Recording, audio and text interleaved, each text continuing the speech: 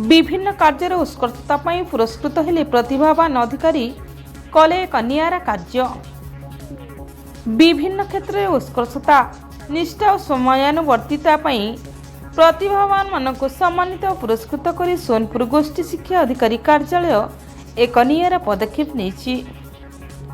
सोनपुर गोष्ठी शिक्षा अधिकारी कार्यालय परिसर में आयोजित स्वाधीनता दिवस पालन अवसर में गोष्ठी शिक्षा अधिकारी श्रीयुक्त लक्ष्मण मिश्र पताका उत्तोलन करने सह विभिन्न क्षेत्र में कृतित्व हासिल करिथिबा प्रतिभा मानक पुरस्कार प्रदान करथिले। सहगोष्ठी शिक्षा अधिकारी श्रीयुक्त फकीर चरण भई कार्यक्रम परिचालन करथिबा बेले अन्यतम सहगोष्ठी शिक्षा अधिकारी श्रीयुक्त कृष्णचंद्र पंडा सहयोग करथिले।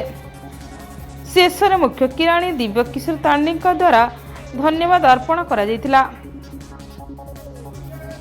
ଏହି ଅବସରରେ ପ୍ରତାପପୁର ଉଚ୍ଚ ପ୍ରାଥମିକ ବିଦ୍ୟାଳୟକୁ ରାଜ୍ୟସ୍ତରୀୟ ଶ୍ରେଷ୍ଠ ୟୁଗ କ୍ଲବ ପାଇଁ ପୁରସ୍କୃତ କରାଯାଇଥିଲା।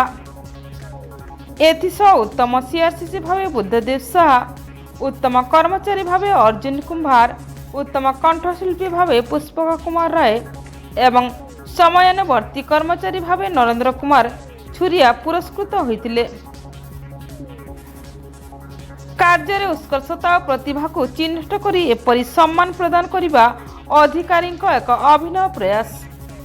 यह पदक्षेप शिक्षा विभाग कर्मचारी और शिक्षक मान मन में नूतन उत्साह और कार्य प्रति अधिक निष्ठा सृष्टि करिबा बोली मत प्रकाश पाई।